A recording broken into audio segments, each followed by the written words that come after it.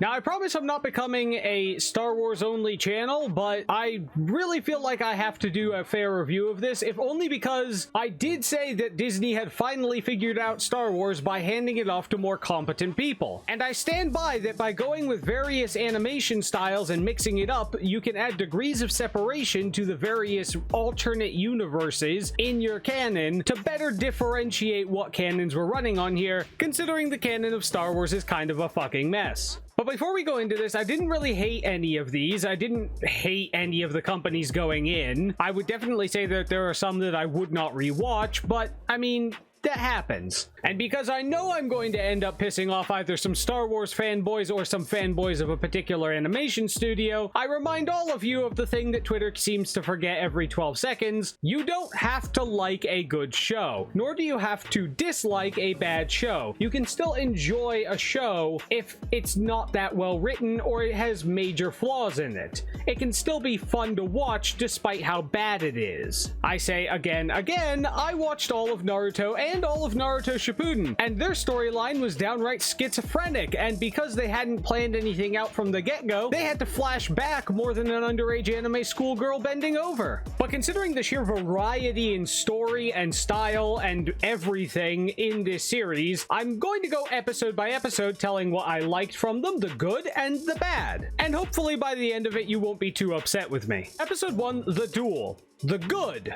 The lightsaber that the Sith had was an effective defense. I really liked the saber splitter that they had that turned their lightsaber into an almost umbrella shape. And normally I would just throw this under the category of it's a quirky weapon for quirky sake, what a stupid design, but believe it or not, there's an actual purpose behind it and it made sense. One of the greatest weaknesses of the lightsaber is that no matter how good you are at deflecting it and no matter how capable you are of stopping a blaster bolt midair, stopping a blaster bolt midair takes a lot of focus, stopping a lot of them takes even more focus, and your blade can only deflect one, maybe two shots at a time depending on the angle. The reason the clones took out the Jedi was because they physically could not stop enough blaster bolts to keep themselves safe. Something that you would imagine a shield would come in useful for, but I mean, I guess they've never had a shield in Star Wars capable of blocking blaster shots.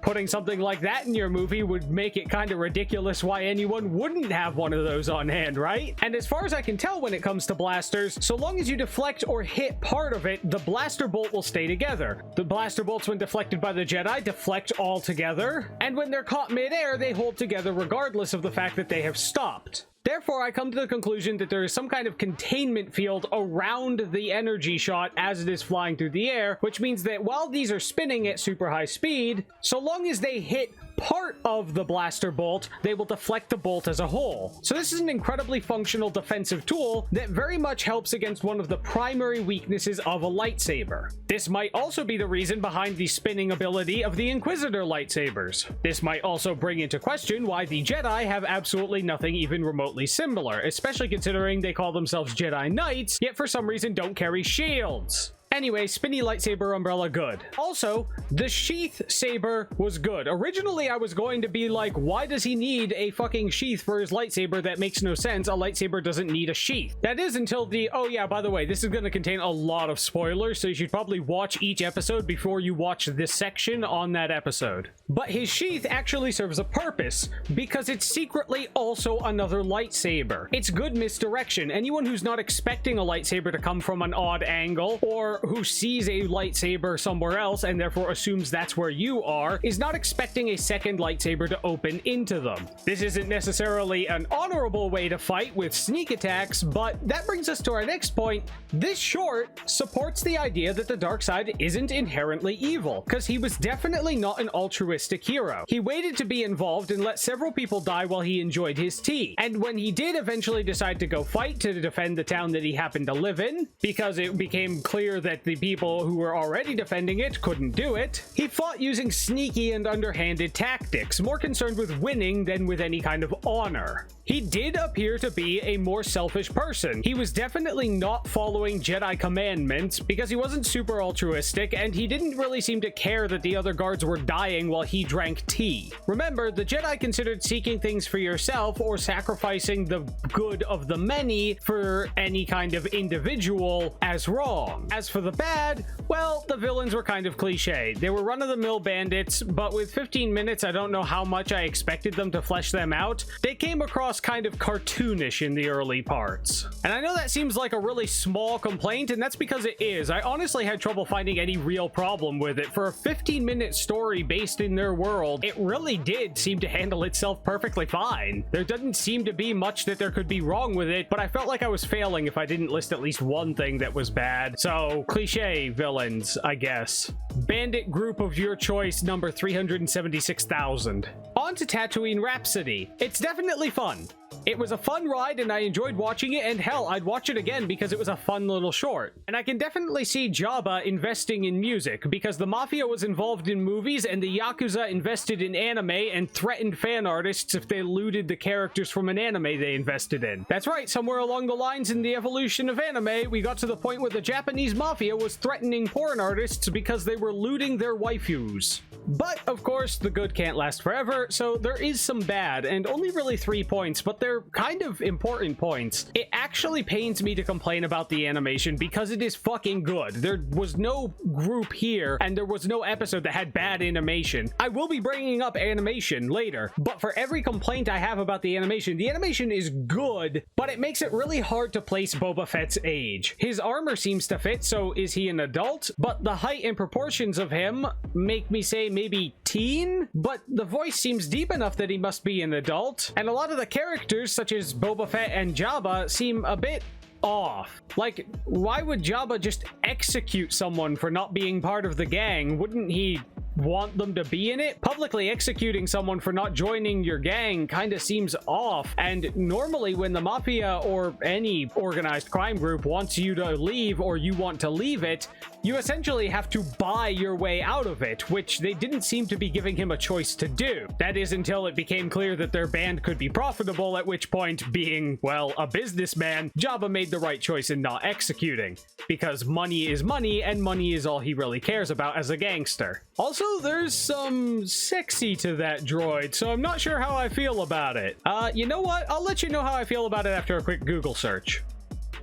But lastly, they went a bit far for the quirky instruments, and I get that they were just going for the quirky space instrument thing, but that does make it feel just kind of weirdly outside the Star Wars feel. In fact, looking back on it, this didn't need to be set in the Star Wars universe at all. You could have replaced Jabba with any old person from a gang, and replaced Boba Fett with any old bounty hunter. All of the characters that you have there are unique enough that it seems like they could be from any old sci-fi cartoon anime style alien stuff. Not to mention that droid, as I said, is just a little bit sexier than they make droids normally in this reality, which doesn't make a lot of sense to me because if I'm thinking about it and we started making fully articulated mobile droids that are capable of speaking and having feelings, I'm pretty sure we all know we'd be leaning more towards Chobits than we would C-3PO. But hey, the episode on its whole wasn't bad. Now we move on to the twins, and this one is definitely Studio Trigger. And we'll start with the good. Of course, the brother seeing a clearer future fits really well with his better alignment towards the light side. The light side has more to do with going with the flow, and therefore they're better at seeing the future, whereas the Sith are better at creating their own future because they focus more inwardly. Therefore, they do not necessarily have the best understanding of the flow of everything around them. So the fact that he, with a better alignment towards the light side, had a better understanding of the future and a more clear vision of it is definitely something that makes sense. And one of my favorite things about this was the lightsaber whip that she was using. Believe it or not, that's something from the actual canon of expanded lore. The lightsaber whip was one of the wildest, hardest to control types of lightsaber in expanded lore. Everything about her, the animation, the way she used it, her attitude, was all spot on. It all fit perfectly with the kind of person who would use lightsaber whips. The light whip is for someone who's all about an attack, and it is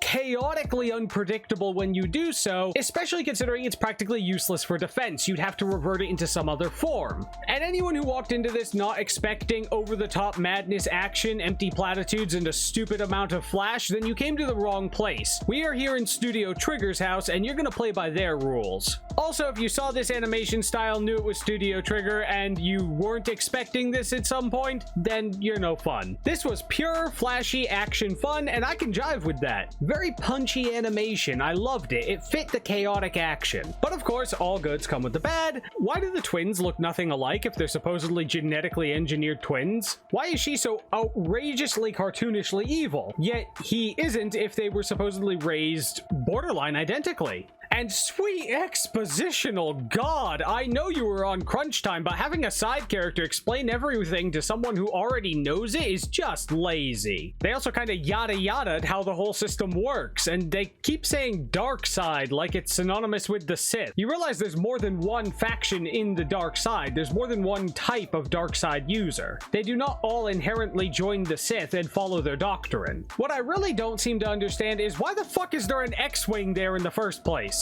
Just have him escape in an Empire craft. But no, the sheer fact that he's not the one wearing red glowy evil armor, you should probably know that he's the good guy. So we have to give him an X-Wing, which was thrown into the side of another ship, yet still somehow came out perfectly okay. I'm not sure how that happened. And I'd really like it if people stopped reusing "I have a bad feeling about this" because one guy used it. You're using it wrong. In this particular situation, when he says "you have a bad feeling about this," yes, you're betraying a powerful Sith and running away with one of the most powerful and dangerous things on the planet. How could you possibly not have a bad feeling about this? You've already been discovered. That's like if a volcano had erupted and the lava was burning down the houses on the edge of your village, and while the lava was rushing towards you at breakneck pace, you decided to turn to the person next to you and say, "You know what? I have a bad feeling about us building our village next to this volcano." It doesn't come across like someone being reasonable. It comes across like you being a sarcastic asshole in the face of something serious.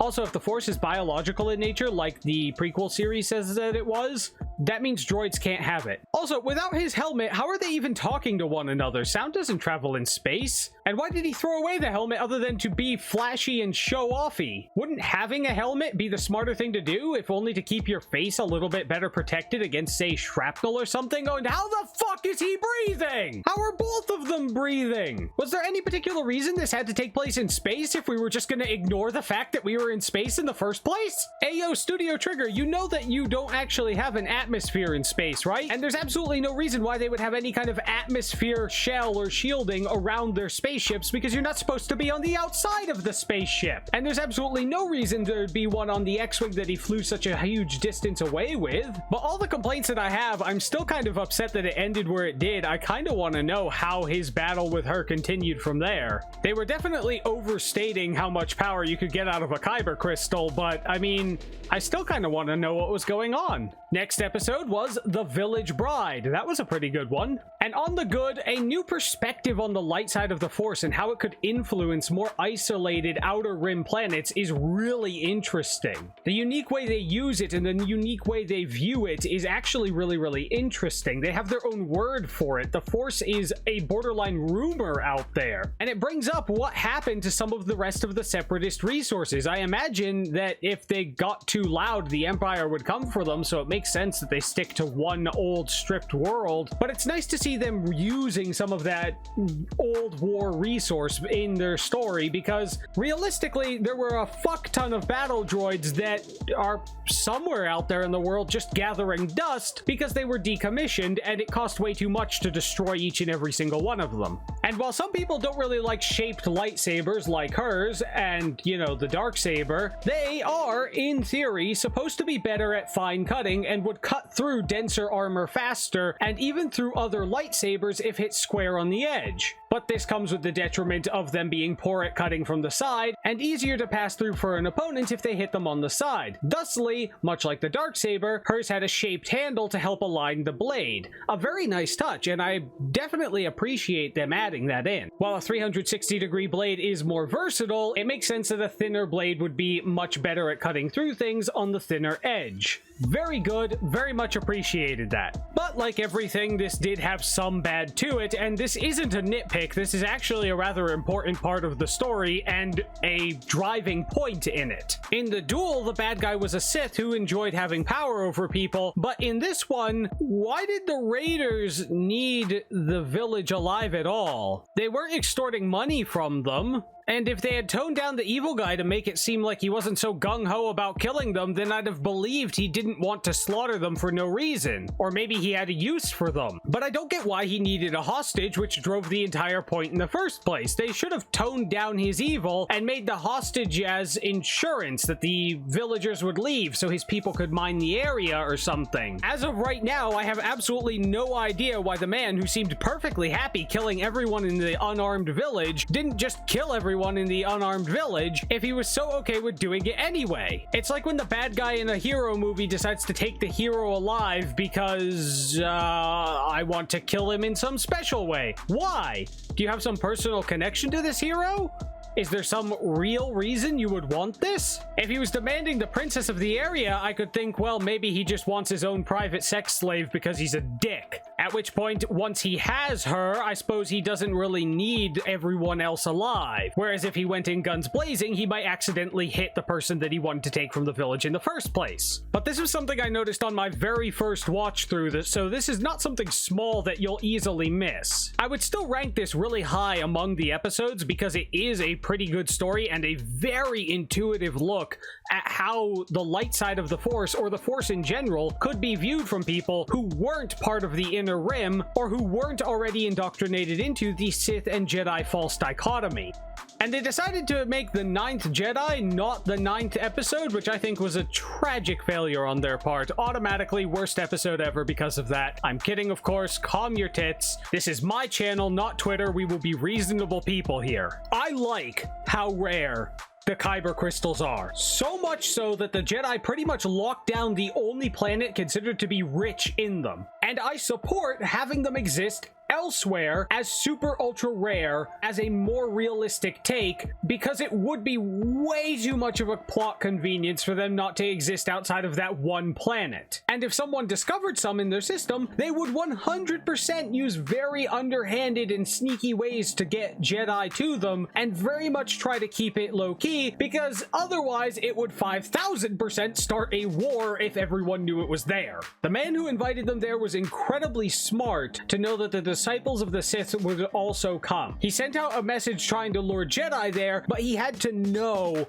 that there was going to be non-Jedi picking up that signal. He had to know that some other people would decipher it. So the way he went about his misdirection was actually really good and believable. Not only that, I didn't immediately figure out what he was doing. I gotta say, this was one of my favorites to watch. It wasn't one of the best ones, I'd say, but it was definitely one of my favorites. As for the bad, is it really a good idea to hit a Kyber crystal with a hammer? I feel like that's not proper lightsaber forge technique, but I guess I'm not an expert on it. And this is the only one that I actually noticed any kind of weird animation glitches on my first watch through. When she jumps off the speeder, the ground was very clearly on a different cell than the rest of the animation. So it looks kind of weird the way they interact. The scenery and them, when it's moving fast, they almost feel like they're moving at different speeds, or they're sliding around on top of each other in very unrealistic ways. It was kind of jarring to watch in that few seconds that I saw it. It was short, but it was definitely noticeable. As for the user makes the color crystal theory, I could have sworn that once a crystal has been imprinted on by someone, the color stays. Yet these switch all the time. In fact, depending on who picks up the lightsaber, it seems to change what the color is. In fact, one guy's lightsaber changed color because he was consumed by malice and then changed back when he got control of himself. Not only am I super sure that's not how it works, that means that a great many of the Sith throughout history who used original lightsabers that had various colors that weren't red didn't actually make all that much sense. And while the combat has some really good multi-combo moments, there was a lot of times that people just stood there and waited their turn. It's kind of disappointing given the moments that flowed better, and there weren't enough people on screen for me not to notice. Unfortunately, the bad stands out while good usually goes unnoticed in fight scenes, scenes. There was good, but the bad is what people will see, and such is the way of art. It was an amazingly animated piece. I very much enjoyed it, and some of the multi-person combos and fighting was legitimately really exciting to watch. But unfortunately, you just can't avoid noticing someone standing behind an enemy not taking the free swing at their back. And it wasn't because they were cutting from view to give you the full scene of what was going on in that situation and cutting slightly back in time each time they did it, like they did in Obi-Wan versus Anakin. You probably didn't even notice it, but sometimes when they changed camera angles, they actually cut back in time slightly so your brain could get a better handle on where in the fight these moves were occurring. That wasn't the case here. They had steady, long shots of people standing behind someone else and just not doing something. And normally I just chalk that up to, well, the fight wasn't the focus, but I know that's not true because I saw in there you can do it right. You did it right several times throughout those fights, but every now and then you just reach a lull where you just didn't.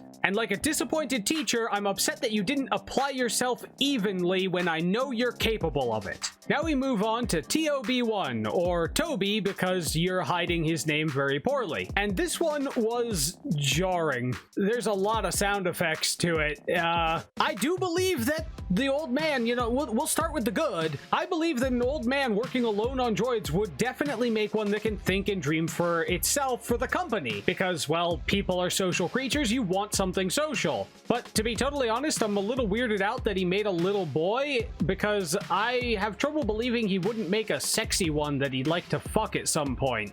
Unless...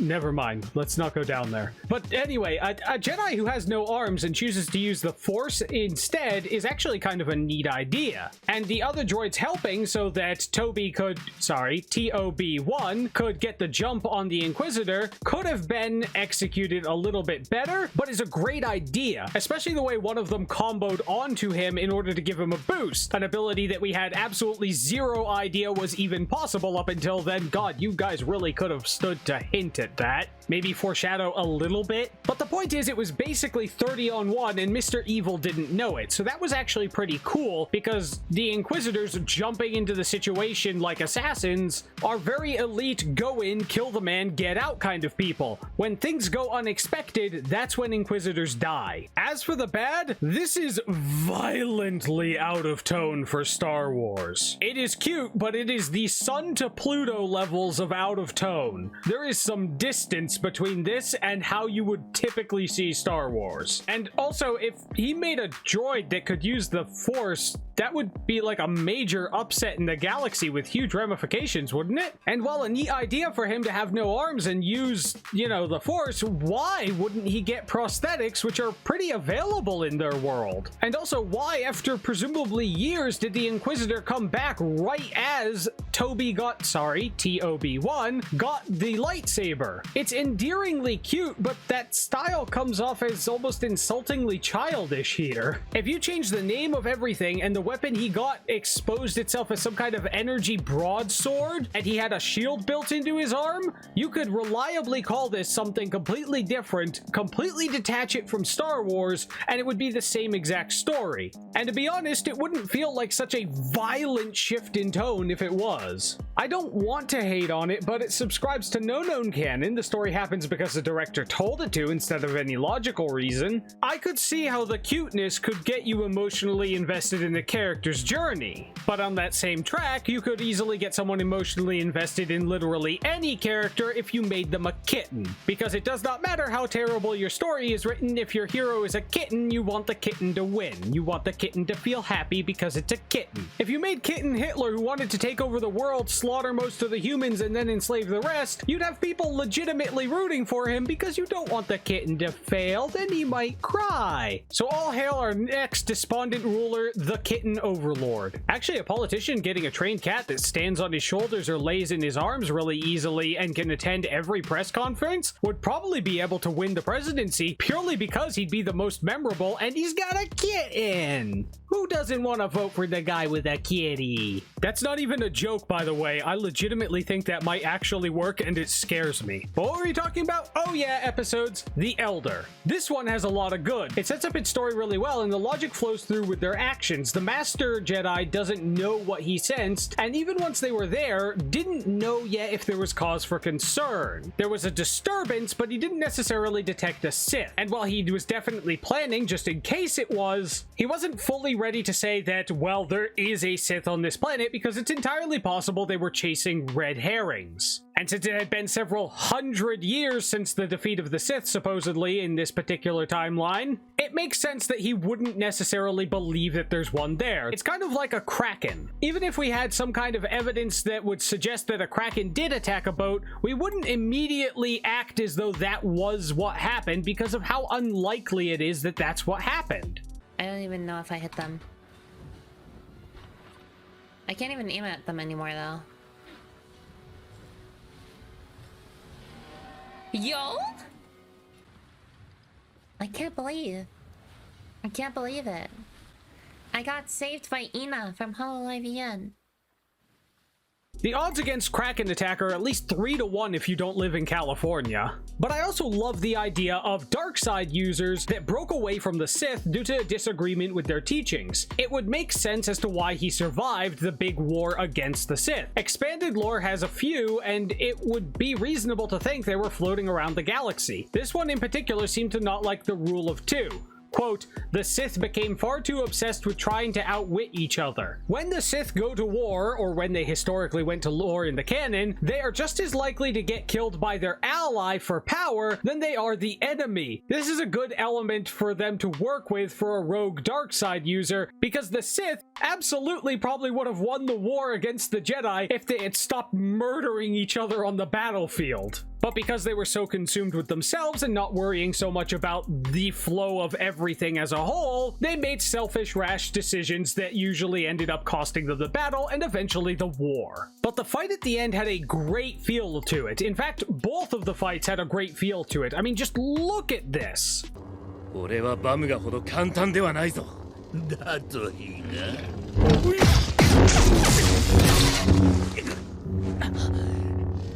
防御に徹して時間稼ぎか。つまらん考えだ。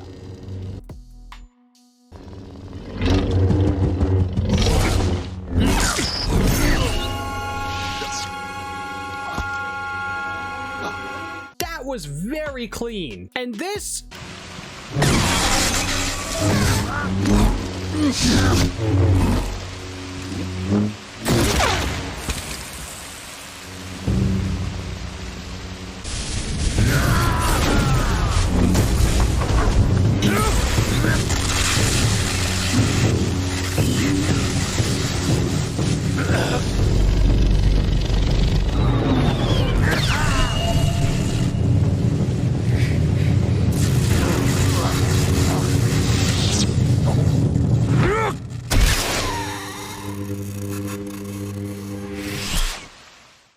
I could watch that twice. And the trick with the lightsaber turn off when the Elder looked away was good stuff. You don't see enough of people turning off and then back on their lightsaber to get the surprise hit on an enemy. As for bad, well, I mean, I guess in order for you to follow what happened in the fight, they did a lot of cutting that was jumping back in time slightly so that you could get a feel for what was happening in the fight each step, and it made it feel like there were pauses in between these steps that added a lot of dull time that would make you feel as though they were just sitting there and allowing things to happen during the fight. When that isn't necessarily what was happening, they were just jumping back in time between the cuts. But between the rule of cool and the need for it to feel climactic, I do get why they did that, and I'm willing to forgive it, because this was just an overall really well done short. I guess the cuts back in time can make it feel like these things took longer than they needed to, so that's it. The only bad thing I can find in this episode is that it kind of felt like there might have been a bit extra time during the fight. That's it. Moving on to Lop and Ocho, and we'll start with good.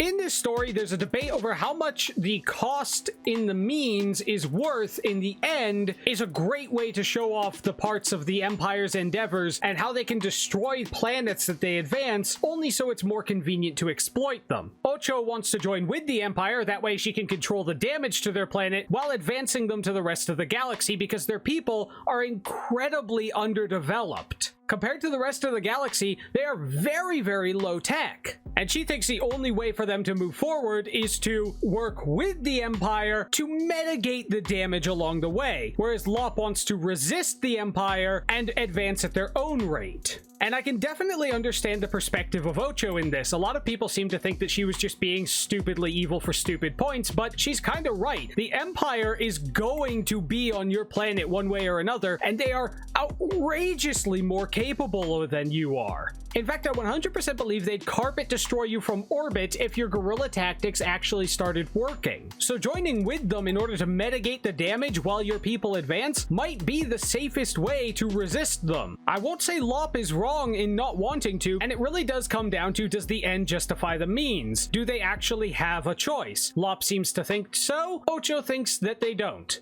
So the end justifies the means is a legitimate argument here. It is actually hard to tell which would be the better way to go against the Empire here, because if you leave it as it is, then they'll destroy everything you have, so you really should work with them to keep that from happening. But if you try to fight them outright, that's simply not going to work because your people aren't advanced enough to do that. And it also has yet another example of the Force influencing remote people. A Jedi came there long ago, and he started handing down a lightsaber throughout, you know, a family. And by the way, that Jedi definitely broke some rules in his handbook when he arrived there, because he absolutely had caused some kind of upset, and I'm pretty sure you're not supposed to train people in the Force and lightsabering and then leave your lightsaber there as a family heirloom. But hey, Jedi who broke handbook rules are a dime a dozen in these series, so And the fight was fast and felt punchy, and that's good. Lop not wanting to kill her opponent, and maybe some trepidation on Ocho's side as well, is enough to let me forgive them not seeming to fight to kill, but it still felt like they were really going into the fight. This was very much a good fight for that. Also, Lop is fucking adorable. Also a little thick. I'd hit. But the bad. Yeah, we're talking about the bad now. The 3-section staff is a really inefficient weapon. That's a statement. I'm not accepting criticism on it. It is. It just is. And there are shockingly few blasters happening in the fights. I feel like there were a multitude of better weapons to be using in a lot of these fights. Also, Lop just kind of reached out and the blade comes to her. If she was reaching for it and it finished the distance, I'd buy it because, you know, the Force, you know, she really wanted it and willed the Force into pulling it a short distance. But not knowing anything about the Force, how'd she know it would come to her? She just held out her hand and it flew to her. She didn't even look at it. She just held out her hand and knew it would come to her. They didn't even mention the Force when teaching her about the lightsaber. And the story feels like a to be continued, and if they don't, then I'm sad because there wasn't a resolution there. Just a setup, like they were starting a series. I'd probably watch it if they did, though. Lop and Ocho are more interesting and more believable with their bond than Rey and Ren ever were. So yes, I'm putting it in the bad section that this probably isn't going to have a sequel to it, because they've set it up and now I feel like I've been blueballed on that. Also, I need more of Lop, and that's a bad thing, so I'm putting it in the bad column, because that might say some things about me that the hair avatar parallels, and I'm not prepared to face those thoughts. So to the back of the mind they go. And to the next episode we go, Akakiri. This one had a very interesting animation style that was kind of funky to watch. But, you know, seeing a Jedi tempted with personal drive and love and a Sith trying to take advantage of it is actually really cool, and it's a premise that was only done once before. Whoops, sorry, I meant twice before. And him having to follow at the end so that the Sith wouldn't turn around and have the army kill the girl he liked was believable in a way to force his hand towards the dark side. But unfortunately, there's definitely some bad here. I'll accept vibro and energy blades, but stone and wooden weapons mixed with holograms? What the fuck happened on this planet? And while the sheath in The Duel was a secret second saber, these people have no reason to carry such a cumbersome item. And unfortunately, the story feels very incomplete. The story progressed so fast that for every turn, it felt rushed. They really should have gone for 20 minutes in this episode to flesh it out, because it felt like they were trying to fit a lot of things into very little time, which they did not seem to have. And I hope you didn't come to this episode for the fights, because it is not action focused, so the fights are quick and a tad bland. As for the choreography, well, there really isn't any. It kind of goes bam biff pow. There are swings and people fall over. This one definitely could have done a bit better on its pacing, because this man seemed to go from I don't believe in destiny, I am the light and I will embrace my love and my light side at the same time, to well shit, I guess I'll join the dark side in order to do what you say, and I'll follow whatever you do from now on, my master. In about 2 seconds flat. It took Anakin 3 movies and presumably a lot of years to make that progression. And that's the last episode, so let's move on to the notes for overall. There were some really good ideas, and some that, if they became a whole series, I could really enjoy watching. It's good, fun fan material. But this is fan material. It expands the world you already like. Only a select few of these could stand as their own show, and even few as their own shorts that you don't have to see the rest of the series to go for. This isn't like Love, Death, and Robots, where the world is unique and vague, but all the elements for the story that they are telling are still there. Most of these rely on you having seen at least some of the primary cinematic universe, and that's okay. Many of these were really good examples of fan material done right, but the up and down on them is turbulent to say the least. It would probably be better and more accurate if I percented them one by one, but that would take way more time, and I'm already super over the recommended for YouTube videos. In fact, probably no one will watch this because of how long it is, and I'll only invest in doing a video for each of them if you guys want it. Also, I'm kind of afraid of upsetting studio fanboys, because some could be, you know, really high and others really low. But altogether, I'll give a 77% for safety due to the heavy genre shift. I'd watch several of them a second time, and I'm more than willing to recommend it to fellow fans of the overarching series, because the highs are so high that it pains me to score the overall so low. But if you can work with all the shifts in animation and genre, then I'd be willing to give it up to an 80%. And there's at least one that I'd give a solid 95 to on its own. Similar to swallowing a whole bunch of unlabeled pill bottles, there's definitely going to be some problems, but it might be worth it for the highs. So like, share, comment, and subscribe so the dark voices will become quieter, and let me know what you liked below, or if you want a per episode breakdown. Or, if I've insulted your studio god of choice, be entertainingly angry.